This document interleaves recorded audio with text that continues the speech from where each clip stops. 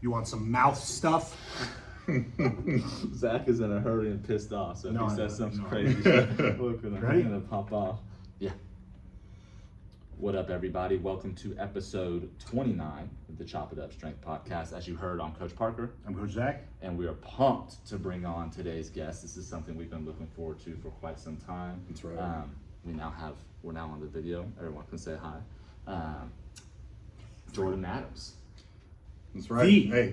The one and only Jordan Adams. Welcome. I appreciate it. It's good to be here. Humbled to be invited and looking forward to the episode and ready to go. Yeah, man. So I guess intro, let the customers or the listeners hear a little bit more about you. So take the reins, lifting background, why we are so excited to have you on.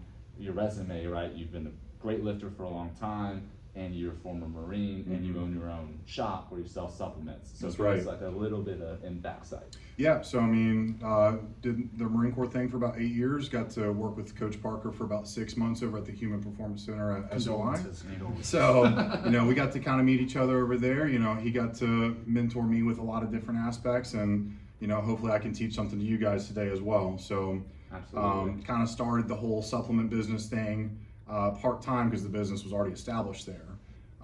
So while I was still active duty, I was already working like 120 hours a week, busting over to there a couple of days a week to go and kind of grind and get my foot in the door over there. Yeah. When was this, Jordan? When did you start dabbling in supplements? Yeah, so dabbling in supplements in general, that's from like 18, like any other typical private in the Marine Corps that wants to start training, start hitting it up pretty hard. Yeah. As far as like actually working over there, that was back in December of 2020. So I was part-time doing 2 days a week, 4 hours to close, and then, back on the grind, just Groundhog Day as a combat instructor. Tell us a little bit more. We're just going to get right into it. Yeah, Screw the announcements, and the question of the day will come. So, tell us a little bit more. When you say combat instructor, that's, for some of us and the listeners, they know what that entails, but there's a lot of listeners who have no idea what a combat instructor in the Marine Corps is. Give us like the 2-minute recap of what that job entails. So as a combat instructor, you're kind of the segue going from boot camp to like the follow-on MOS schools before the Marines hit the fleet. Right. Being a combat instructor, you focus on tactics, you focus on rifle employment, you focus on pretty much the field expedient side of the Marine Corps, as opposed to boot camp hones in on garrisons type of stuff where it's left, right, Leo, combat instructors, and being at the School of Infantry in general. That's where you're teaching the Marines the ground side stuff. Teaching the patrolling, the defense, the military operations on urban terrain. Had its moments where it was really cool, and then there was other times where it was, super politicized and things that like typical civilians outside wouldn't think that the Marine Corps deals with, that, quite frankly, the instructors have to deal with on the other side. So it was an interesting experience and taught me a lot, and I think that's been a great kind of gateway to doing what I do now, where I was teaching, rifle employment and tactics and stuff like that. Now I'm teaching people how to take supplements and how to prepare for, meeting their goals essentially. So it was a nice kind of segue to getting into that. Helped out with public speaking really well. Yeah, you're good at that, to be honest, man. I remember when I got to watch you coach a little bit, and that's a young strength and conditioning coaches, I know you can attest, really struggle with their quote unquote presence in front of a large group of people. Controlling a room, 100%. Yeah. Lots of people dropped out of Utah for that exact reason. Right? And so that's always when we are, because you were talking about getting your TSAC, which is your tactical strength and conditioning coach, right? And the first thing we always kind of look for is strength and conditioning coaches, especially when we ran an internship program, is like, what is their quote-unquote floor presence, right? So when you expressed interest, I was like, all right, let's see what this is like. And I remember watching him like, oh, damn, he's got that down off the bat. I appreciate it. So it could be blush. Yeah. I could see how that, and then I thought about, well, of course, he's yelling at 400 Marines at a time, getting them organized. Like, you understand flow of people very well at that point. Yeah, it's totally, it's similar in certain instances, but at the same time, going from teaching, especially those company guided instructions in a classroom setting of, it's just you as the instructor teaching 400 students that are out in a classroom that's just like, 50 times the size of this room. You have to project. Yes. You have to have that stage presence. Yeah. And so maintaining 400 sleepy privates attention while you're teaching a 2-hour-long class gets difficult. Yeah. So, you know, And frustrating. Exactly, absolutely. That's where, you know, sharking with the instructors goes into. So any instructors that end up listening to this, they're going to appreciate that term. But Yeah. What is sharking? so sharking is where you got the instructor that's teaching the class, and all the other instructors are out there kind of probing, making sure that the students are paying attention. Gotcha. Yeah. You know, and methods as far as sharking goes have definitely dwindled down over time. You know, since we're kind of in that era right now of wokeness and everybody's feeling entitled to their feelings. Yeah, for sure. You know, aside from that though, had some really good times, great memories. It's nice to just kind of, you know, reflect on a lot of that stuff, and it's helped out with the network. That's been great. I mean, I still do business with a lot of people over at SOI now. Being able to maintain this network has been awesome. So, you know, again, thank you guys for having me. Oh, yes. And yeah, a lot of skills that correlated from the Marine Corps have kind of translated over to the business aspect of things. And, you know, being an entrepreneur, being a business owner, you know, there's nothing more rewarding than working for yourself. Yeah.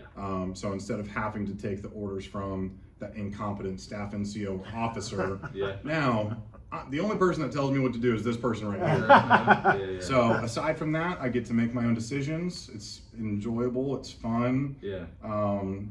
Yeah, it's cool being the boss. Yeah, So, absolutely. And so what, you started lifting obviously as a private with the goals of, I'm guessing, putting on muscle mass. Sure, any typical 18-year-old infantryman is wanting to, you know, look like Chris Bumstead within 3 months. You know, so you're just going over there grinding 6-7 days a week, slamming all the food as much as you can, still drinking excessively and playing lots of video games, but then still trying to go and grind at work the next day or with your training sessions. That's what they invented pre-workout for. Exactly, Right? it's the typical 18-year-old dude thing to do. Yeah. So yeah, training really started to get a bit more serious once I got to SOI, because you know the influence of the Human Performance Center in the classes that we were being taught, as well as dealing with the force fitness instructors that were over there. As the combat instructor trainers, those are the teachers basically of combat instructor school. Right. Lots of them are FFIs, the force fitness instructors. So talking to them and being able to kind of get their insight, you know, from a strength and conditioning perspective, how it can be, you know, influenced in a tactical setting as well. Yeah. You know, the grind of work didn't prevent me from my training, whether it was, you know, staying up until 1 a.m. to go and get a lift in where I had to be up at 3 for formation, basically not sleeping, you know. Obviously not super conducive for growth, for recovery. It's not a healthy thing to do, right? But it was just the circumstance. Yeah. And the passion and the grind didn't quit because of the circumstances, which I think is a big failure for a lot of, unfortunately, the instructors that are there, currently, past, future, whatever you want to refer to it as. But it's hard. It's really difficult to maintain that. I think a lot of people too, they push off getting started or something until everything's optimal, and it never will be. Absolutely. Yeah, I mean, you can't wait for an optimal circumstance. That's the same case with anything, whether it's, you know, waiting to get married because if you're not financially stable, or waiting to have kids until you're financially stable, whatever the case is, sometimes you just gotta suck it up and put in the work. You make do with what you have. Exactly. Yeah.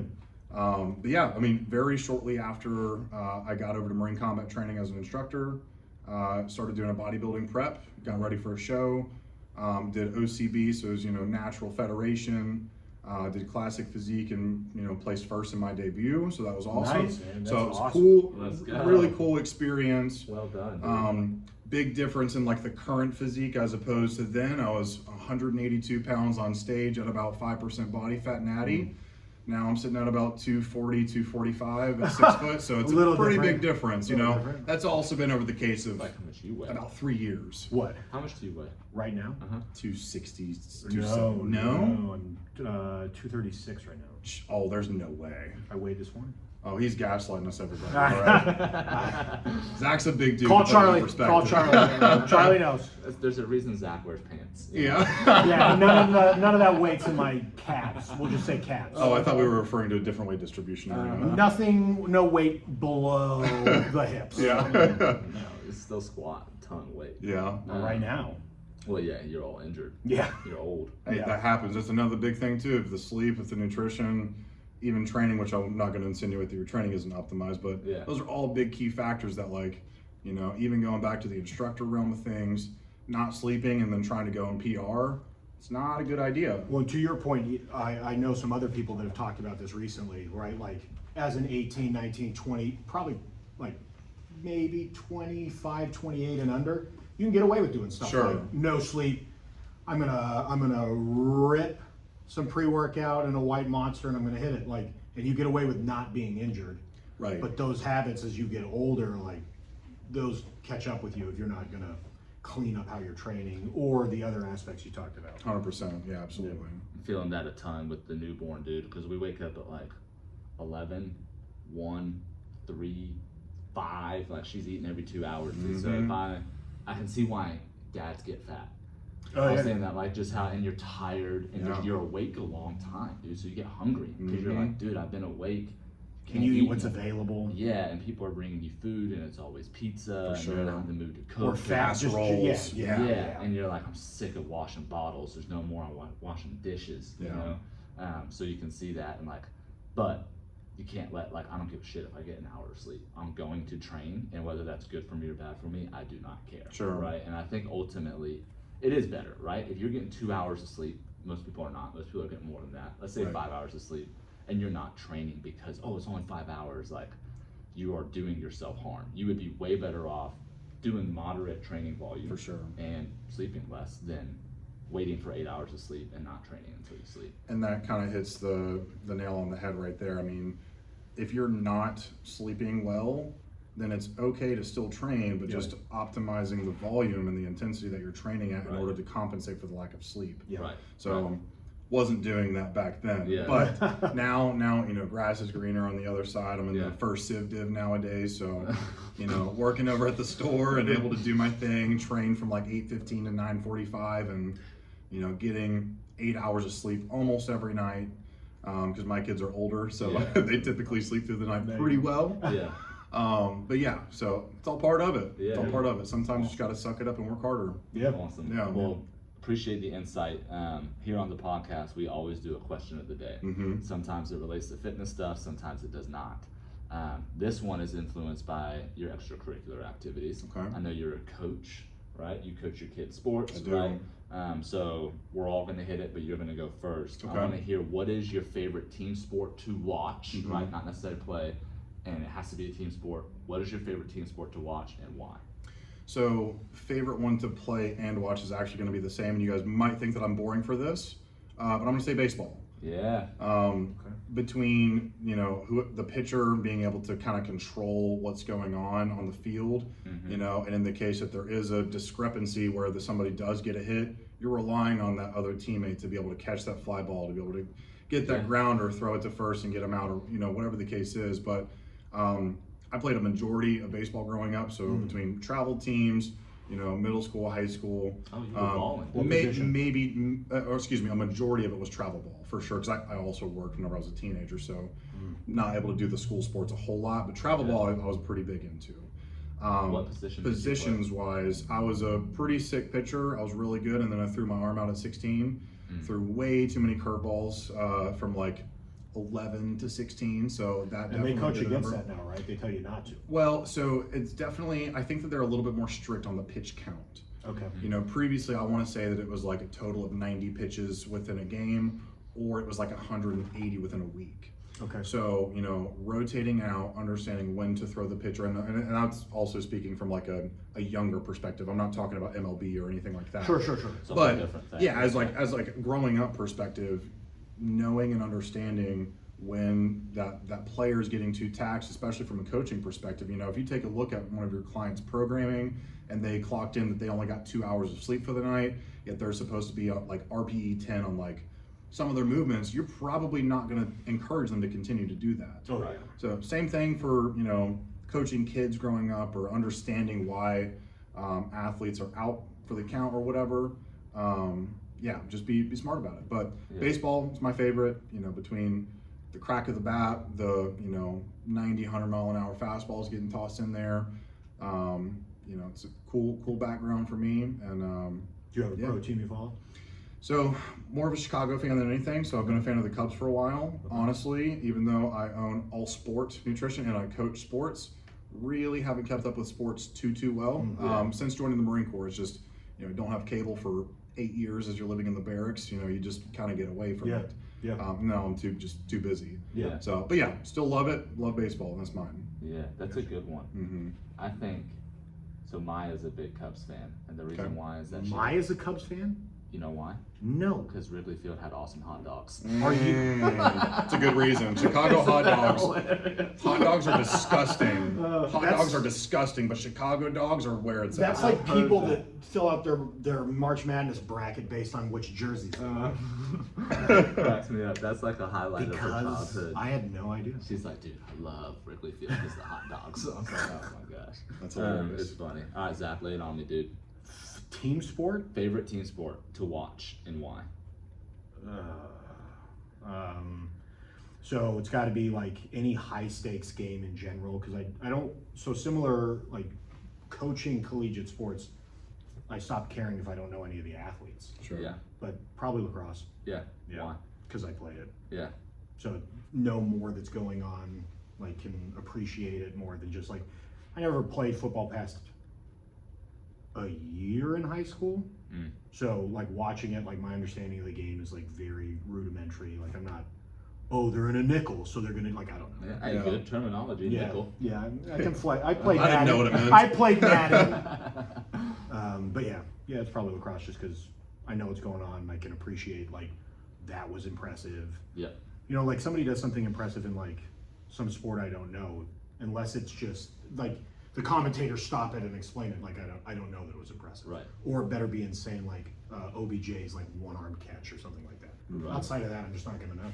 Sure. Lacrosse too is you don't have to know much to know that someone slapping it behind their back. You're like, oh, right, that looked and cool. hitting the goal, like that looks cool and impressive. Versus like just going in or they ping a corner. Right. Yeah. Yeah. It's hard to know that that's impressive. And with baseball specifically, there is so much that is so impressive that just looks like run-of-the-mill stuff. Right. Hitting a slider, right? Unless you understand what that slider. That break of the ball. Or even like, so prior to, so I was a strength and conditioning coach for baseball twice. Yeah. Right. And like, Santa Clara and and SCF upstate. Yeah. Yeah. So like prior to that, like baseball was whatever. Like sometimes I had friends that would get into it in the playoffs and like, yeah, I'll watch a game. And because the stakes are high, you kind of get into it. But like now watching like pitches move and understanding that, it's like, before it's like, if nobody's getting hits, it's like, shut this garbage off. I don't want to watch it. Right. Or a pitching battle, everybody's like, awesome. I'm like, you're an idiot. That's stupid. Yeah. But now, like the control and stuff, you're like, now it's a different thing. To watch like a sick curve or a sick slider, like that's unbelievable. Right. It's super impressive. I think mine, so growing up, we watched a lot of football, tons of football. My dad is the kind of guy that would, like, he would be looking for the games to watch on a Saturday and be stoked if there's a bunch of high-stake matchups. He would sit on the couch and watch football all day. So that's what I grew up Saturday watching. or Sunday? It's an Both. important distinction. Both. Both. Okay. But so grew up a Cowboys fan. I'd say, like, Oh, that's too bad. yeah, so we all know I love the Cowboys. But dude, I have to say my favorite team sport to watch is Premier League soccer. Okay. Right? So What? Yeah, dude, I watch it every Saturday morning. Number one, I like waking up early. So I love that the Premier League is Do on. you think at that like makes you better than other people? I am. I'm better than you and you. Yeah. Yeah. If you don't wake up at 5 a.m., then you're dead to me. Monday through Friday. Yeah. Not me. I Forward. guess that's one of the perks of having my own business hours. That's true. Wake up at a measly 7 a.m. typically. I love waking up. It's really at good. 7. It's really good. But dude, the Premier League is, I like that it's on in the morning, right? So like, it's kind of cool to drink your coffee and Different listen to time some zone. British dudes. And it's so impressive, man. They're fast. It's aggressive. It's fun to watch. The crowd is like right on top of the guys. So I don't know. It just, meeting Maya, obviously from Europe, her brother loved Premier League. So when I'd hang out with her and I'd stay at her house, her brother would be like screaming at 4 a.m. And I'd be like, what in the world is going on? And he was watching Liverpool. So he'd wake me up and I'd be like, oh, I'm going to come check this out. And so fell in love with it. I like it more because it's over in 2 hours. a football game, I'm not sitting in front of the TV for 4.5 hours. Yeah. There's no way. It's miserable. Yeah. So like Just to watch the Cowboys lose, too. and they lost last It's night. not unfortunate every time. I took it out on Sasha too. I started screaming, "Why are you crying?" Yeah. The Cowboys. You were supposed to be good luck. Yeah. Putting you back where you came from. Okay. That's so, wild. I had no idea. Yeah. I love And it. Liverpool's your team? I don't know that I have a team. I think if I had to pick one, Sponsored Liverpool. by a lacrosse company. Oh, are they really? Warrior. Liverpool sponsored by Warrior? They have it on their jerseys. I didn't know that. Yeah. Wow. That's pretty sick. Okay. Yeah. That makes me like them even I more. have no idea what equipment they're providing. Yeah, me either. And there's a huge Liverpool presence in Texas for some reason. There's a ton of Liverpool fans in Texas. They even have T-shirts like LVP in Texas. It's That's weird. wild. Yeah. I remember when I was working for Real Salt Lake, like watched more soccer, and it was just like, yeah, it's. People were like, well, why don't people like good players play in the MLS? I'm like, because it's not good. It's Like, not What are you good. talking about? And they have salary cap. Yeah. Oh, I didn't know that. Yeah, it's not Well, good for the league. The MLS is also a lot of Hispanic soccer, and that's the reason I said the Premier League, right? Because there's other leagues of soccer that are much more tactical or technical, like La Liga or like, you know, But like the top leagues, you got Premier, you got Bundesliga, Bundesliga, you got La Liga. and BBVB or whatever the Italian league is. That's a Serie A. It's Yeah, the yeah, Italian yeah, league, yeah. And Serie A is super tactical, right? Like people geek out over like the scheme of things. La Liga is very like technical, a lot of like really good dribbling and stuff like that. Pass you to death. Yeah, but you know, Premier League is fast, it's aggressive, they allow a lot more contact, so that's where I like it a little bit more. But yeah, dude. Totally lost. I had no input on that Yeah. whatsoever. I got to see one soccer game ever, and that was actually one of my best Marine Corps experiences because I was in Cameroon. Oh. I got to see the Cameroon-Zambia game. I bet that was wild. That was super cool. That was super cool. Aside from that, I would have. It sounded like you were talking about Alibaba over there or something like that, naming all of these divisions and leagues and stuff. Yeah. I have no A idea. live one would be wild. I've heard the same thing about NHL. It's like the best live sporting venue. Oh, to go to. Yeah. dude, we went to this Western Cup finals in Nashville. Oh, dude, that was the best. Oh, when sporting the event. Preds played. When the Preds played, yeah, and it was the Western Cup final, and oh my gosh, got smammered. And Nashville, the Predators Stadium is right on Broadway, so people pour out straight into the bars. It was a fun experience. Really cool venue. Pretty sweet. But should we get to what we're actually going to talk about? Absolutely. Let's do it. So we're here today because Jordan, you are, after having conversations with you for about 6 months, one of the most well-versed individuals I've ever met in regards to supplementation, specifically beyond the common, right? Sure. Like we just did an episode. It was our worst episode yet, by the way. People don't care about us at all when we have to say.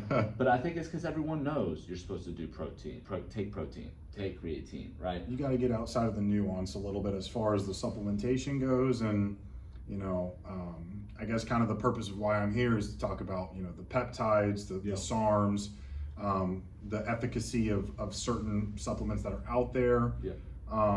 Some of the biggest peptides that are out there. First of all, I'll kind of get into what a peptide is. Yes. All that it is essentially small string amino acids. That's really all that it is.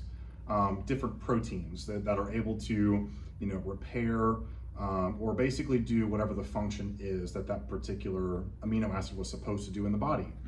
How is that different from BCAAs?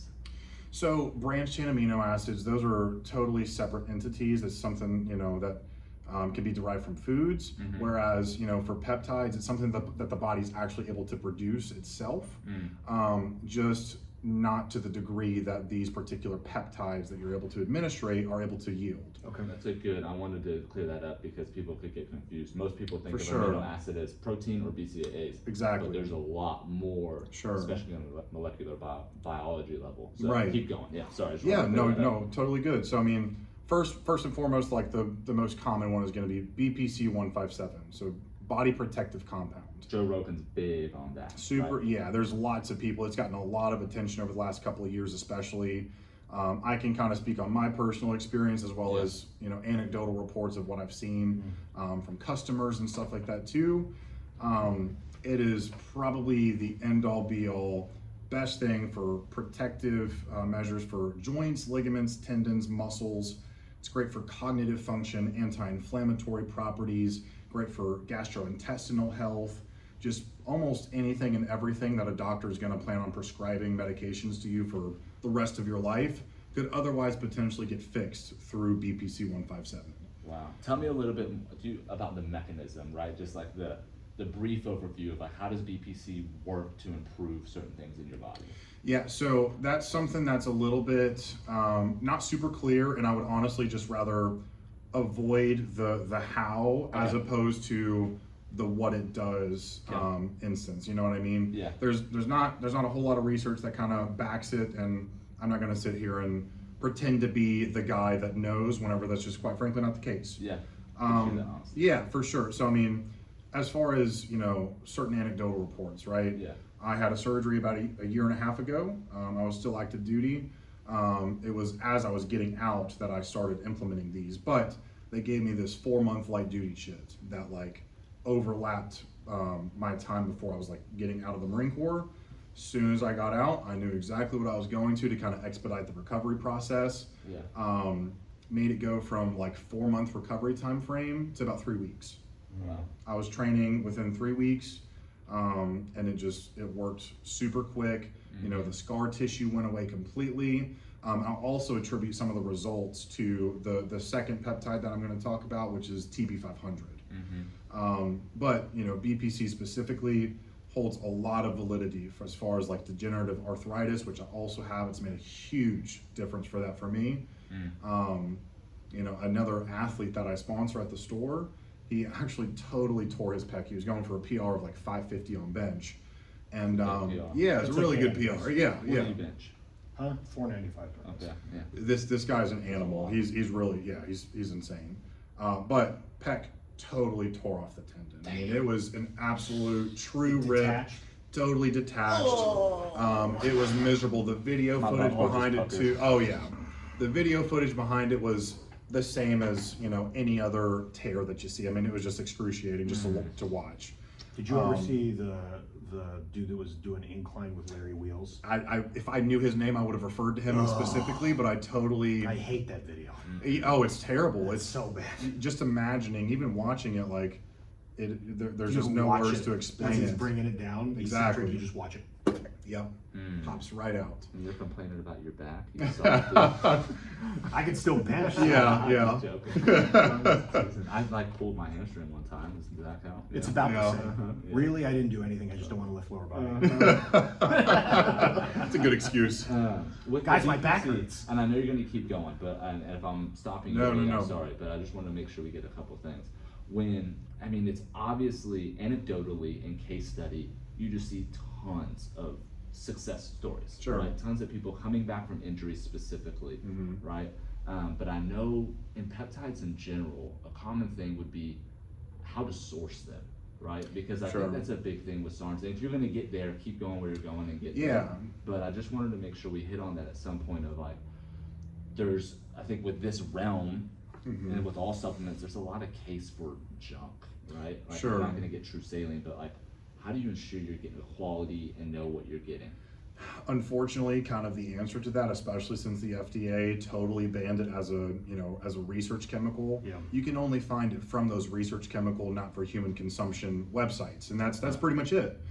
So unfortunately, you kind of have to be your own guinea pig and either go through anecdotal reports of people that that have tried it, and just realistically just trying it out and trusting the source. Yeah. It's an unfortunate, answer, but as far as like sourcing it specifically, if you're local, I do have some of them at my store. I've got the BPC-157, I have TB-500, and I have IGF-1LR3. Yeah. I've got tesofensine, which is like a derivative of semaglutide. You're gonna have to elaborate on this. Yeah, those are what we're getting into next. Yeah. But as far as the sourcing it goes, there's all sorts of websites out there. Yeah. If you just Google peptides, you're gonna find it. Yeah. Now, for the options that I have at my disposal, they're actually the nasal inhalant. So it's a little bit unorthodox, right? Like it's not something that you would typically think of for, a healing, peptide or anything in general. But the injectable format, for one, I can't get away with selling those. You know what I mean? To sit there and try to teach a customer how to sit there and constitute with bacitracin water, Right. how to pull it from the needle, where to pin it at, and stuff like that. that's something that I would just rather avoid overall, and I don't even think that it's legal for me to carry them in the first place. Yeah. But the capsules, don't ever waste your money on capsule peptides or tablets or anything like that. The oral bioavailability of, now whenever I say peptides, I do mean BPC and TB specifically. Yeah. As far as other ones, I'd have to do a little bit of digging. Yeah. But for those two specifically, injectable or nasal inhalants. The nasals, they still get into your bloodstream. They're able to find where they need to go. And typically for those peptides, you're doing a subcutaneous injection either way. So some people will do it on site and hope that it repairs it a little bit faster. There's just not a whole lot of validity behind that though. Yeah. Okay. So again, nasal inhalants gets into the bloodstream, finds where it needs to go. Yeah.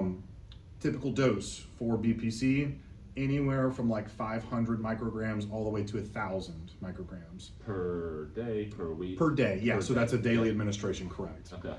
So yeah, BPC, hands down, if you're looking for the end-all be-all solution for chronic arthritis, for tears, breaks, anything, seriously, I mean, BPC is the answer. Which kind of takes me into the next one, the TB-500. Now that one is a thymosin beta-4 derivative as well. Okay. So, yeah, so, I'm a kindergartner. yeah, so I'll break it down Barney style, if you will. There you go. So, He's gonna sing a song. Barney freaks me out. yeah, oh, facts. I hated Barney as a kid. You know, all of these Sesame Street and all of these characters that just hop inside of a costume and are surrounding themselves around kids, you can't convince me that they're not all pedos. Dude, have you seen the Dave Chappelle skit where? Yeah. Have you seen that where? It's the Sesame Street. Have you seen it? I don't think so. You have to look it up. It's Dave Chappelle Sesame Street, and I specifically remember the Cookie Monster. Like, why are you so grouchy? He's like, bitch, I live in a fucking grouch. What are you saying? It's hilarious. It's funny. You should check it out. I'm a fan of Dave Chappelle, so I'll have to find that one it's for sure. funny. Keep going though. Yeah, so yeah, so- you'll find that we kind of do that a lot. It's all good. Yeah, we kind of interject and distract. It's all good. So yeah, thymosin beta-4, TB-500. It is essentially, again, an amino acid that gets released from platelets in order to basically heal whatever is around it.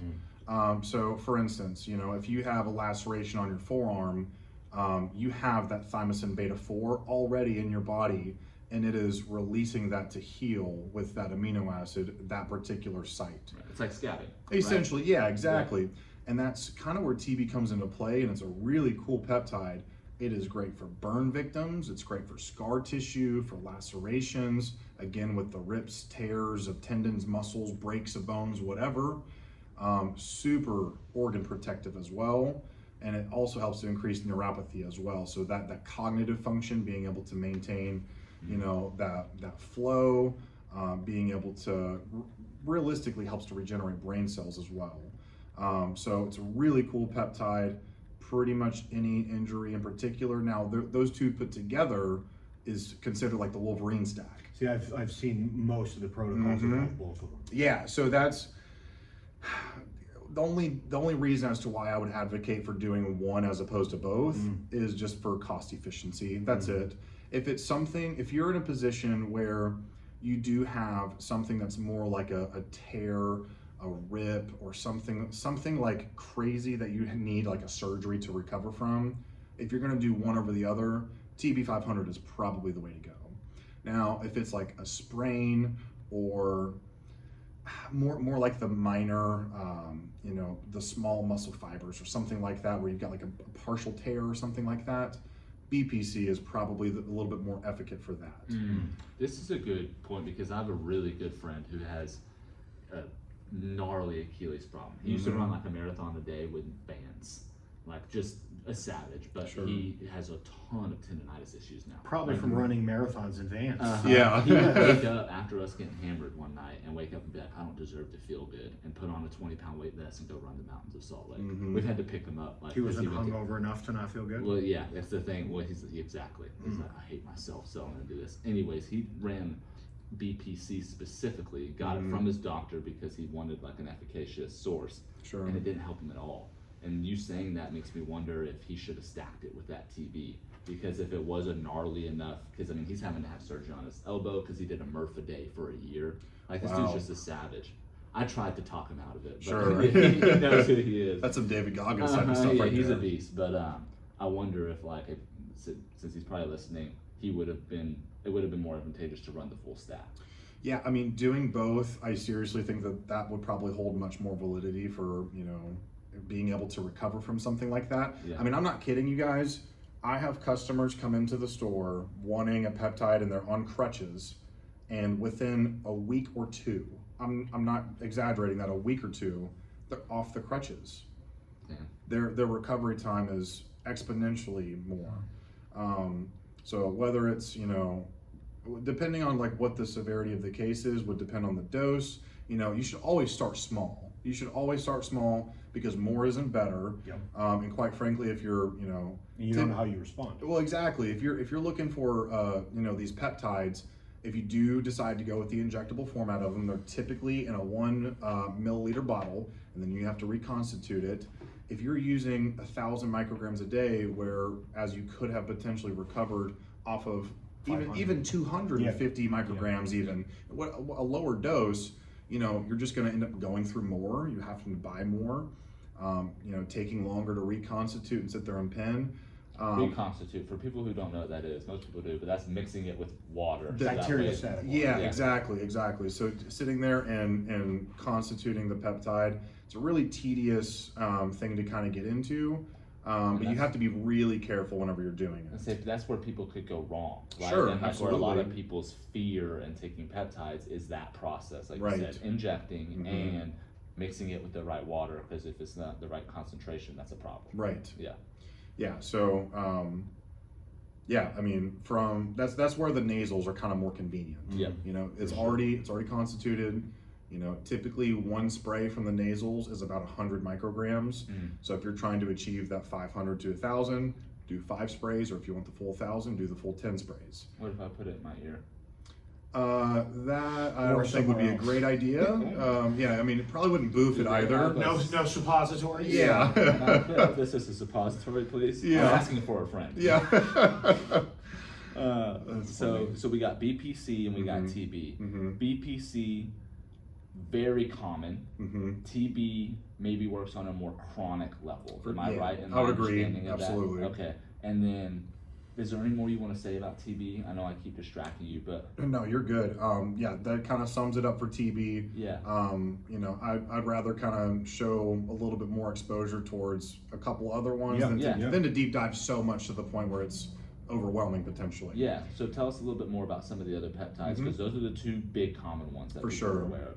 Probably a few more, like you said, out there that are efficacious. Yeah. Lay it on us. So GLP-1 agonists, so glucagon-like peptides. Those are essentially the medications that are getting prescribed a lot of times, like Ozempic, Wegovy, semaglutide, all of those different types of weight loss medications that essentially expedite your metabolism, decrease your appetite, increase insulin sensitivity, all sorts of things in order to lose weight. That sounds dope. Well, sure, there's a couple of complications for especially Ozempic, which is why I kind of wanted to prefer, or recommend that people go with semaglutide if they're going to do any of them. Yeah. Ozempic has shown a lot of reports of women in particular developing breast cancer, having cardiovascular diseases, having even Alzheimer's and just like brain diminishing type of diseases that are occurring within a relatively short period of time of being on Ozempic specifically. Wow. Semaglutide seems to be the much more tried and true alternative. Been around for longer too, right? It's been around longer, and there's a lot more studies that are kind of proving its efficacy. For something like semaglutide, for instance, the longest that you should really expose yourself to it is based off of this report in particular, is about 60 weeks. So That's a long time, though. that's over a year, of right? you running something like, if you're doing a supplement stack or if you're doing a gear or steroid stack, you're looking at a couple months. at most, right? So right. if you're using this, well, my doctor gave it to me. It's no different just because your doctor gave it to you, 100%. right? Keep going though, but that's just a thought. Well, that's a great point too, because the reports show that people, the users that are in the clinical trials, typically lose about 15% of their total body weight over that course of time. So if you were to take your typical individual that's probably looking for those sources, they're probably bigger individuals already, probably with a higher body composition, body fat percentage, and could potentially lose that 15% of their total body weight in a shorter time period, which I know is asking a lot potentially, but like, you know, if you take a 300-pound individual, just do a basic exercise routine. Exactly. With probably very little nutrition habit Right. adjustment. Or just control your nutrition habit. I Or that. saw something recently that was like, I mean, it's satire, but it was somebody going to a doctor and saying, and the doctor saying, you have a disease that's based on your lifestyle. And he's like, oh, should I change my lifestyle? And they're like, no, here's a pill. Right. Yeah, absolutely. And That's interesting. I never thought about it like that. Yeah. That's true. That's a good way of crazy. summarizing it. Right, diabetes in the US is almost exclusively a lifestyle issue. 100%, absolutely. The chocolate chip cookies are so good. Especially in the It's new worth a dad leg. life. It's worth a leg. Yeah. Yeah, it's worth a leg. Hey, it's also bulking season, so we're able to have a little bit of grace We're right doing now. a dirty bulk. That's right. Bulk, My baby. wife got a hold of some Grinch cookies for Christmas, and I don't know when she's making them, but I'm going to tear them up because I don't typically do a whole lot Because of it would be sweets. rude not to. Exactly, absolutely. Yeah, you're welcome, you jerk. That's right. That's right. My 5-year-old's probably going to partake in the prepping of them too. So Not if you eat 'em I'll feel first. bad. Yeah, that's right. Yeah. I might need some semaglutide after that. That's great. Got the whole plan. Right. I'm gonna eat. I'm gonna gain 15 pounds, and I'm gonna get out of this. It'll be fine. That's I'm gonna right. Call myself a loser in the mirror and hate myself, and then But yeah, so semaglutide, typical dose being about 2.4 milligrams weekly. So give or take 0.3, 0.4, excuse me, 0.03. Yeah. 0.03 milligrams, or no. Sorry. 0.3. If it's 2.3. Yeah, I'm sorry. Yeah, I'm sorry. That's sounds at good. 2.4. So yeah, Yeah. 0.3, 0.4 milligrams on a daily basis. That's a typical dose. Yeah. Is this an injectable? Yes, Okay. it is an injectable. Now, there are some of those derivatives that I was kind of talking about, like the tesofensine. That one is molecularly a very similar compound to semaglutide. Yeah. There is oral semaglutide out there as well, and to my understanding, the oral bioavailability of it is pretty good. And so, might have to touch something on there. Oh shit. But yeah, other than that, you know, the semaglutide seems to hold the most efficacy for weight loss specifically. So yeah, that one overall is pretty cool. Realistically, if you're willing to put in the work, is it worth doing it? Probably not. I had an individual reach out to me to like look into it and see if I could source it. And for 6 bottles, each bottle was about $90. So, you know, about $570 after taxes, I believe it was. I mean, that's expensive, Yeah. especially to just, you know, Wildly. plan on doing that instead of just being more active. Yeah. Yeah. Get more active, you know, manipulate your diet, get better sleep. And that's another thing too that I might as well hit on now. As you guys know as well, you do not burn body fat while like throughout the day. You don't, unless if you're in a fat oxidative state, which that's a different story, but you need to get, you burn fat in your sleep. Yeah. You burn fat in your sleep. So to the listeners, you burn fat in your sleep. Yeah. You know, so just wanted to kind of touch on that as well. Yeah. So It's important. yeah, absolutely. But the GLP-1 agonists, those ones they have their place. To kind of touch on a different topic though, IGF-1LR3. It's another peptide, you know, insulin growth factor 1. Basically what it does is it helps to increase your insulin sensitivity. That's going to help to pull the glucose from the bloodstream, store it as glycogen. It helps out with that muscle fullness, get that really nice pump. And also will just really help to keep you leaner throughout a bulk potentially as well. So IGF-1/3 is really cool as well. That is something that you do have to be careful with in regard to your insulin secretion of the pancreas itself. You know, anytime that you're messing with, you know, your blood sugar, you have to be super careful with that. But yeah, you know, IGF-1LR3 is conducive for putting on some lean tissue, you know, staying lean while doing so. It can even help you to grow pretty well too, because it's IGF-1 and your growth hormone work hand in hand essentially. So typically if you're doing something that's, you know, mimicking growth hormone or, you know, using exogenous growth, typically you're going to have to do something with insulin in order to kind of mitigate running into complications of insulin sensitivity in general. Do you, IGF-1, as I'm hearing that, is that any way correlated with like the deer extract, antler extract? So the claims of deer antler velvet extract are that it's this great IGF-1 mimicking, type of a supplement. And, even the DoD banned it relatively recently. It does not work anywhere near to the degree of like actual IGF-1, actual insulin, or anything like that. The claims are a little bit extraordinary for what it can actually do, but sure, deer antler velvet extract for the natty realm, absolutely, like is going to do a little bit, so it's better than nothing. Yeah. And these peptides you're talking about, if you step into this world, are you no longer deemed quote unquote natural? Natural is a very subjective term. Right. So it's weird because like I think of peptides, the reason we're doing this episode is I think about it, I was kind of saying it earlier, like drugs, right? Like I think of like creatine, protein, stuff like that is like your high school dude willing to go drink a beer and party in high school, right? And then the next one might be smoking weed, right? And that level might be like, starting to double around with like hard pre-workouts, right? Or like you're doing IGF-1 or you're doing over-the-counter test boosters. And then there's that next level where it's like, oh, you might mess around with some acid or some psilocybin. Yeah. And that's what I feel like is this realm, right? Is it's this kind of like third step up, right? Sure. Where people are unwilling to run a cycle of steroids for a lot of reasons, right? Sure. Valid reasons. But there's this one below where people are like, well, it's not steroids, so Right. like I'll do it, right? So that's kind of where the question comes in, is that is this the step past natural, right? Or does it even matter really? For me, no, do whatever you want. Sure, I mean, as long as totally you're sport. concur. Yeah. Um, I think that if it's for peptides specifically, I wouldn't necessarily consider it to, revoke your natty card. Yeah. It's also one of those things too though where like if you try it out and you do it once, it's not like it revokes your natty card, especially if you don't ever use it again. Yeah. It's like the guy that I get that comes into the store and is like, yeah, man, I just want to put on like 30 pounds, do one SARM cycle, but then like never take one again because I want to stay natty, bro. And it's like, well, you're one, not going to put on 30 pounds from a SARM cycle. Yeah.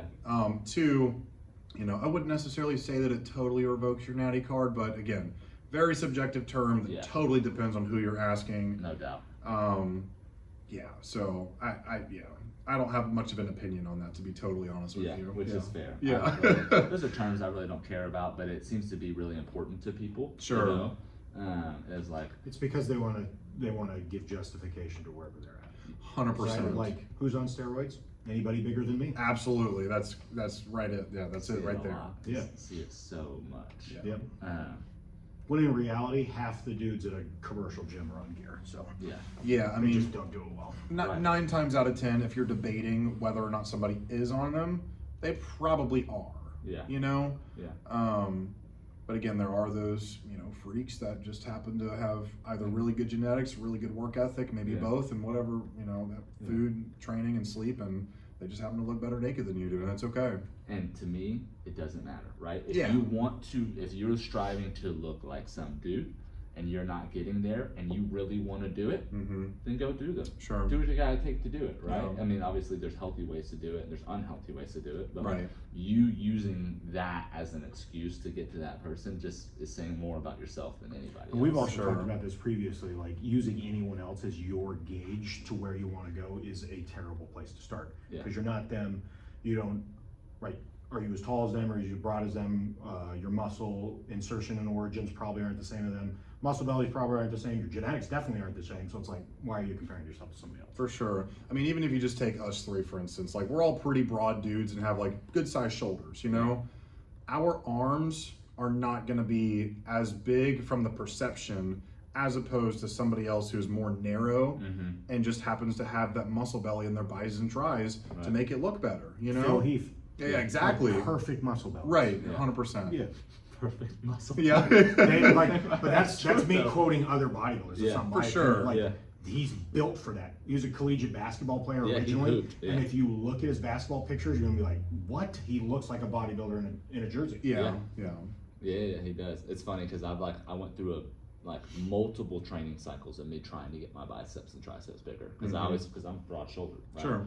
And I always am like, they don't look big, and I'm like, done trying. Yeah. Right? And it's because, again, like you said, it's when you're broad, man, in order to have certain body parts catch up, it's not even worth But then the you time grab to some make. dude that like you see and you're like, man, arms are huge. How, like, what do you do? And they're like, nothing. Yeah. Right, yeah. Yeah. Like, oh, I hope you trip and fall. Yeah. And break Into a something. bus. Yeah. Yeah. Mountain Dew and gummy worms for breakfast. DK Metcalf. Literally, yeah. Yes. I eat 4 bags of candy and drink some coffee and it's like, Yeah. okay. I had a buddy in high school. We played football together. His name was Trey. He literally ate nothing but High Seas, Skittles, and drank Sprite. He was half Polynesian, half black. And looked insane. Shredded. Yeah, it's Yoked, Crazy. crazy. I'm like, oh, I hate you, man. So nuts, It's yeah. crazy. Yeah, totally agree. But it's to the point of like comparing yourself to others, like seeing pictures of Jay Cutler when he was like an adolescent, Mm-hmm. looked like he'd been lifting for a decade. Yeah. Really? I didn't know that. I've never Yeah. seen pictures of him. So before he like, I doubt very seriously at 12 he was on gear, Yeah. Sure. right? Yeah. But like he looks like it as a 12-year-old. So you're like, of course when he hopped on gear, he's going to be Mr. Olympia. Right. Yeah. Of course. Yeah. It's amazing. So we went over a little bit of the peptides and SARM stuff. There's also this other level, I think, really popular. It may even be like a level below this in regards to, I don't even know what this scale is. It's not a risk scale, but it's a perception scale, Sure. maybe. Below that SARMs is kind of the over-the-counter test modulators, right? Mhm. We're talking about like the Tonga Ali, the ashwagandha. I know that these are widely participated in with Sure. people not even really being concerned about it because they're so popular, from Huberman and Rogan. And can you tell us a little bit about that? Do you have any other thoughts on that? On the I guess on the peptide stuff before we move on. I hope I No, didn't cut you no, guys just off. mostly echoing what you said, like a lot of anecdotal stuff, which is, in my opinion, not something that should scare people away. Yeah. Because a lot of the times with performance in general, it's not the researchers that push the forefront, it's like the other way around. Sure. You think like, oh, I got an athlete and you're an educated professional and you're gonna go to some type of conclusion and be like, maybe this will work for him, and it works really well, and you're like, awesome. Yeah, and then researchers come in to prove why. And they're that like, works. oh yeah, this is where, and you're like, yeah, I've been doing that for a decade. Yeah. Right. I mean, Same that's type of thing, right? Strength and conditioning, right? Boyd Epley decided to start making Nebraska lift. Yeah. Nebraska started winning games. And then- everybody else. Exactly. Yeah. So Yeah. I think When the popular perception prior was it'll make you muscle bound, you'll be heavier and slower, less flexible, so it's detrimental. right, When right, it's right. the opposite. Right. So I think that's a really good point. Is if you just wait around for research, research is usually behind, like you said. That's a really For sure. good point. I'm glad you made that point. Yeah. Um, Yeah, no, I totally agree. So, real quick, just to kind of at least give the wave tops to SARMs, because I only Yeah. really talked about oh, peptides. dude, I always like looping. No, Yeah. you're good, you're good. So, I thought that I would just go over like really the 5 main Yeah. research chemicals. Yeah. They're just the most popular, the most common, typically the most easily accessible. So first, what SARMs are is they are selective androgen receptor modulators. So they are, it's this compound that essentially decides what to kind of bind to, and typically the more moderate the dose, the less selective it becomes. But that's not to say that you need to shoot for a crazy dose, Rad 140, for instance, most common SARM by far, it's gonna provide that aesthetic, lean type of a bulk. It's great for body recompositions. It's a really dry compound, and it is very selective and as far as which androgen receptors it decides to kind of bind to. 10 milligrams of Rad 140 is pretty comparable to like 250 milligrams of testosterone. 20 milligrams of Rad 140 being 500, 30 being about 750. So like Rad 140, it holds its efficacy in regard to mimicking testosterone specifically. With SARMs, the biggest thing to kind of be cautious of is the fact that one, they're relatively liver toxic depending on which ones we're talking about. Two, Primarily because you take them orally, correct? correct, they're orally bioavailable. And it is essentially an oral performance enhancing drug, and that's kind of that step down from steroids because if it doesn't have the negative connotation of it being an injectable. But yeah, they're typically liver toxic, more than likely going to be relatively suppressive. And for Rad 140 specifically, that is going to be one of the best type of SARMs out there for that lean aesthetic type of a bulk. That one is one of the most liver toxic, one of the most suppressive SARMs out there. Kind of the next one being like Austrian. I have a question for Yeah, you. absolutely. Go ahead. If I'm dabbling in this world, right, and I'm looking at injecting testosterone or orally taking RAD 140, Sure. right, is one better than the other? So that's a great question, and it's kind of a way for me to navigate talking to my customers as well. So, I get guys that come in all the time that are like, "Hey, bro, you got Test, you got Trend." Like, no, dude, this is a retail storefront, brick and mortar supplement store, bro. What's in the back, though, homie? Exactly. I'm not that dude that's running a supplement store that's There's like no slinging cocaine needles. on the shelves. Right, exactly. So as far as like the argument for using SARMs over testosterone, the two biggest questions that I'm going to ask you is, do you have kids or do you plan to have kids? Yeah. If you are using testosterone, you are typically running it for 16 to 20 weeks. That's 4 or 5 months, okay? Long time. Exactly. You're suppressing your endogenous production for 4 or 5 months straight, as opposed to SARM cycles that are typically anywhere from 4 to 12 weeks. I say that the sweet spot's 8, so you're suppressing them for 2 months. It's gonna be way easier to recover from a 2-month cycle as opposed to 4 or 5 month cycle, where, with a SARM cycle, it's orally bioavailable. It's going to hit your system pretty quickly. You're gonna notice the results within a week or two are starting to accrue. And so, something like the biggest misconception for testosterone is that you don't really see results for the first, I'd argue, 8 to 12 weeks. And it's because it has to saturate your androgen receptors. It has to really saturate in your blood serum concentration. It needs time before it really starts to kick in. SARMs and even pro-hormones they just typically work way quicker. So that's one reason why I kind of advocate for, using the SARMs as a stepping stone. Also, if you're not planning on, competing in something, whether it's bodybuilding, powerlifting, Olympics, CrossFit, whatever, if it's a personal goal, sure, do what you want. Yeah. But if you're not prepping for something specifically, you don't necessarily have to go, especially to like the hard gear. The guys that are like just starting training and they're automatically hopping on 500 milligrams of testosterone and 250 milligrams of Tren a week. Yeah. Like, brother, you have no idea what you're doing to yourself. Yeah. So anyways, Common mistake. Oh, 100%. It's super common too, because you got the Tren twins, you got all of these different social media influencers that are, advocating on its behalf. And then next thing you know, you're on cycle and your dilly don't work, or you're, starting to grow, Well, even breast more tissue. scary, the Trend twins, watch, give me, when they're 45, they're not gonna be here anymore. For sure, absolutely. Yeah. Pushing the envelope too far, it's not a good place to be in, especially for my demographic being 18 to 22-year-olds typically, Yeah. So kind of hit on RAD. Yeah. I'll just kind of, now that we kind of, talked about SARMs specifically, I'll kind of just hit the wave points over the couple other ones. Austrian, another dry compound, one of the best ones for a body recomposition. Accrues some lean tissue, reduced stored body fat, super healing for the joints, ligaments, and tendons as well. So that one's mildly liver toxic, mildly suppressive, so a little bit easier to recover from. LGD 4033, that's going to be more of your wet compound. So if you're a power lifter, you want to hone in on strength, you don't mind that little bit of visceral water retention. That's what you mean when you say wet versus dry, right? Correct. The amount of water. Yes, yeah. It being a wet compound holding a little bit of visceral water retention, which is a little bit more conducive for strength even too.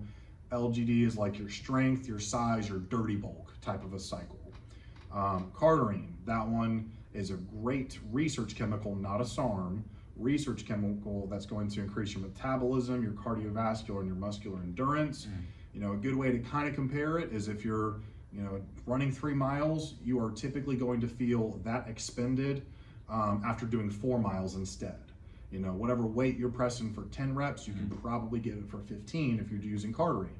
Similar to the mechanism of creatine, right? And that's kind of a similar argument, is that it's just, you have a little bit extra ATP to get you to, you can delay the lactate threshold transition from creatine and things like that. Yeah, I wouldn't necessarily say that it's through the adenosine triphosphate energy system, but it's more so from just the perspective of hey, we're going to start tapping into that stored body fat for energy.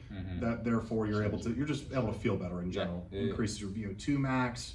Great for even cholesterol health too. It's pretty good for overall cardiovascular health. So yeah, cardarine, little bit liver toxic, not suppressive at all. So no PCT, no on-cycle ancillaries other than liver support's totally fine. MK677, that is one of the most popular. Butamorin, that is the other name of it. It's a growth hormone secretagogue. It's going to tell your hypothalamus and your pituitary gland to release more growth hormone, especially while you sleep. If you take it before you go to bed, that is the only time that your growth hormone is really being produced. You're going to notice like improvements in sleep quality, improvements in your appetite. Your recovery is going to be better. Put on some lean tissue, reduce stored body fat, increase insulin sensitivity. MK is one of those that like, you know, you get scared by the side effects of the suppression or the liver toxicity, and you're like, no thanks, I don't want to do this anymore. MK is the one that you should probably go with. It's not liver toxic and it's not suppressive. So super easy on the body. Really not a whole lot of side effects to be worried about with that one either. So those are kind of the ones that I felt like we should kind of talk about. Those are the most common, you know, just hit the waypoints of those ones in particular. But for any SARM in particular, I did want to mention this. Any SARM is going to augment your hormones. If you are a guy or a girl, typically, you know, for a guy specifically, right, in this instance, right, if your testosterone is high, if your testosterone levels are high as you're wanting to start the cycle, you should run an estrogen blocker for the first month of the cycle to mitigate gynecomastia from developing. And the second month, typically run a test base because of you not having that endogenous testosterone anymore, because the SARM does not aromatize into estrogen. Okay, so it mimics testosterone, does not convert into estrogen. So that test base is going to kind of give you that buffer. It's going to make it to where you still feel good because it's still providing a sufficient amount of estradiol to your system. So yeah, test base, estrogen blocker, liver support is typically Well, you're going to run along with the SARM. correct. Okay, so when you say a test base, is that like I can buy Tonga Ollie, or am I having to buy testosterone, like injectable testosterone? That's a great question. So the particular test booster that I created myself, it has Fedosia agrestis, which mimics luteinizing hormone and follicle stimulating hormone. It's a mushroom extract, right? So not a mushroom, but it's a shrub. It's a shrub. Yeah. Okay. Tonkat Ali is another good one. That one will increase your free testosterone levels. DHEA is another good, like even single ingredient that you can use as a test base. I use that all the time. Yeah, DHEA is great for overall hormone optimization. I take that, vitamin D, fish oil every day. Right, yeah.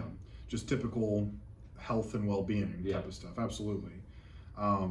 There's a couple of different things that you can use. You can use testosterone as a test base. Again though, if you're running a SARM cycle, you're probably doing SARMs because of it's convenient, it's oral, you don't have to worry about the negative stigma of injecting, or maybe you're scared to inject, whatever. So just from a convenience perspective, typically a 4-andro prohormone, that's a really good test base to use for a SARM cycle. What is that? So a 4-andro, it is a very similar, it digests very similarly and gets into our bloodstream very similarly to testosterone. So you get that test base to increase, you know, your total T, your free T, and it aromatizes into some estrogen too. So that's a good way of, you know, having a little bit more of a performance-based type of a stack. You know, you're getting the prohormone in there to increase your size and strength as well, plus the SARM, and you're also mitigating some of the negative side effects too of the suppression that comes along from a SARM cycle. But yeah, research chemicals, growth hormone secretagogues, don't need a PCT. Cardarine, I recommend a liver support. MK, you don't need one. SARMs are like its own entity, and realistically, it sucks to say this too, is that you're really not going to know until you hop on and you see what the side effects are for you personally. Sure. You know, to kind of touch on the women in particular, females, SARMs work really well with, and it's because of it mimics the testosterone, and they have a sufficient amount of estrogen to uphold and mitigate those type of side effects of the crash of estrogen from it. So ostrine, super common for women to use that. Rad 140, you can just potentially expect if you do it too long at too high of a dose to get one of these, which I'm sure that most females would like to avoid. I know I personally prefer mine to not. It's okay to do, just in moderation. Austrian is typically the one that most women are going to go for. Cartering's totally fine. MK677's totally fine as well. Mm-hmm. But yeah.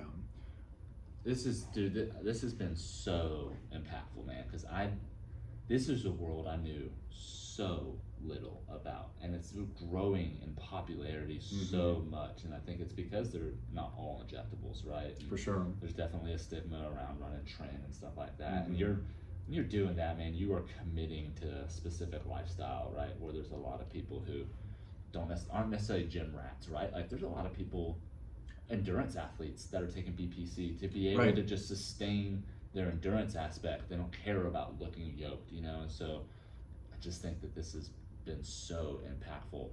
What do you think? Yeah, I would agree. I think it's important, like finding somebody like Jordan. I'm sure you can speak to this too, that there is the group of people that are like committing to a certain lifestyle when they hop on gear or something like that. Yeah. But unfortunately, a lot of people just hop on without any kind of knowledge, any kind of research done on their part. Yeah. It's because homeboy got big and he's like, I'm gonna do it too, or Right. whatever. And Yeah. so they end up causing irreparable damage Yeah. because, and they don't even maximize while they're on it, right? For Like, sure. Right. So definitely, like, you find somebody that knows what they're talking about and can like bring your education level up. So at least you're operating knowing what, like, the things I tell, I mean, you know, on base, like you have guys walk in all the time, like, what do you think about me getting on gear? And it's like, Right. do you want to be on it forever? Right. Exactly. Right? Yeah.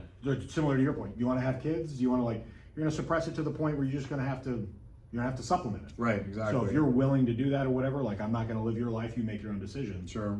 But same type of thing is like this is hugely important to know what you're doing. Like, you can take protein and whatever, but when you start getting into the hormone range where you're impacting that, like, you want to know what you're doing. So you're impacting lifespan and life quality later in years, right? Yeah. Absolutely. Potentially. Yeah. So dude, On a positive or negative way. yeah. Right. Like, you're taking some things that can positively benefit you if you're doing them correctly. I'm glad you said. You know. Yeah, I'm glad you made that distinction. So on tonight's list, we were supposed to go over over-the-counter test boosters and mushroom extracts. To be honest, dude, we're an hour in. I would love to do another episode and bring you back for that. Yeah. another We can time. we can do that. And the reason why is this has been so informative. I don't want listeners to be like, oh shit, there's chapter 2. Drinking Right. from a good You know, and firehouse like type thing. I think Yeah. like this has been awesome, and so I think it would be cool to give the listeners something else to look forward to from you, because Absolutely. I'd love to hear next one, like going deeper into clomiphene, right? Going Sure. deeper into the Tonga Ali, which is that kind of world, right? And going into those mushroom extracts that again are huge, you know, Super popular right now. super popular, Yeah. right? Is alpha GPC a mushroom extract? No. No, it's Okay. it's a nootropic. It's a nootropic, Yeah. right? Dude, that gives me a headache. Really? Yeah, it's really uncommon. I know everyone loves it. I give gnarly headaches anytime I take that. A perfect example of, like, you got to try stuff. Yeah. Hey, go over to Lions Man though, and that's one that will little sneak peek for the next episode There that we I go. get in on is, you know, that's a great mushroom extract. Yeah, it is. Yeah. And you won't hallucinate, or will you? No, nothing like that. No, Okay. no Not those hallucinogenics, fuckers. nothing like that. No. That's the only mushrooms I was interested in. Back. I like where your head's at though. Yeah. Okay, so as we close on this, do you have any like closing remarks? Because I know you had prep for more, and I don't want to cut you off, but I'd just love to bring you on for another episode. Sure. So in summarizing, in regards to SARMs, peptides, right? Like any summarizing remarks for people who are somewhat interested in them. They're not going the year route, Sure. but they might dabble in that world. You've done a good job giving practical recommendations, but just would love to hear a summary. Yeah, just to kind of go back on, you know, the citing, if you're going to go straight to an injectable testosterone, or if you're debating the orally bioavailable PEDs. If the question that I threw out there, do you have kids or do you plan on having kids, is something that you don't have, if the first answer is no and the second answer is yes, you should probably hold off Yeah. on suppressing your endogenous testosterone production because of that case specifically. I can't tell you the amount of people that I know that do not have kids Yeah. that are currently trying to, and they are not able to because of what they did in the past. Sad. You know, and again, the SARMs, they're still suppressive. You still need to be careful with them. And I advocate on using those on-cycle ancillaries as well as PCTs for SARMs specifically, because I've ran into issues in the past too, just from, you know, the time that I was uneducated and using, you know, stuff. It really will take a huge hit on your overall well-being, you know, your masculinity, and even for women, their femininity too. So just be careful. If you have any questions or anything like that, please feel free to reach out. Tell them how to reach out. Yeah, absolutely. So I appreciate that. So me being the owner of All Sport Nutrition, you can go on to Instagram and type in @AllSportNutrition Inc. I'm the only one that gets a hold of those DMs. So even if it's a personal question, you know, I don't mind helping out where I can. Don't be sending any gross pics. Yeah, that'd probably not be very cash Some money. of your operators right now sending. Yeah, you know who I'm talking to. My wife probably would not appreciate it, whether it's a dude or a chick. But I don't mind, you know, helping out where I can. Yeah. Don't mind helping out where I can. You know, for those of you guys that are local, I'm right on Western Boulevard, right there across the street from Coastal Carolina. You know, come over there, shoot the shit, come and talk to me, and we'll have a good time. Do you have a website where you sell any right? Because you don't only sell SARMs and peptides, right? You got pre-workout and protein. Yeah, it's a one-stop shop. Yeah. I do have a website that I developed. I have had a lot of pushback from the transaction companies here lately. Okay. So between Stripe and PayPal, they don't want for me to sell those things on the website. So therefore, I will soon be getting rid of the website and developing a new one. Okay. So don't focus too much on the website. Okay. It's just a kind of weird situation. Rather unfortunate too, because they didn't do that until it started popping. So you know, the typical thing. So swing by or Instagram. Swing by Instagram. You know, call, email, whatever. You Google All Sport Nutrition Inc. You Instagram All Sport Nutrition Inc. You Facebook it. You're gonna find me. So I'll be there for it. Yeah. Perfect. And again, just to recap, man, like that's the reason we brought you on. We've been around coaching elite athletes and individuals for a long time. This is a topic that gets talked about a lot. Like you are one of the premier people I've ever heard speak on the topic. So for any of these listeners who are somewhat interested and want to know more, I highly recommend. We're going to put your contact info, all that stuff in the episode description. Yeah, appreciate that. We'll share this stuff. You share it. But yeah, any other closing thoughts from you, Coach Zach? No. No, appreciate you being on. Yeah, absolutely. Honored to be here. Yeah, we're going to do a part 2. We're honored to have you, so we appreciate it. We'll do a part 2 coming up soon. That's TBD, but we're excited. Next time we do it, it'll be mushroom extracts and some of those over-the-counter test modulators that I think people are willing to dabble with. Yeah, cool. Absolutely. All right, peace out, y'all. Thanks for tuning in. Have a good one. Boom. Money.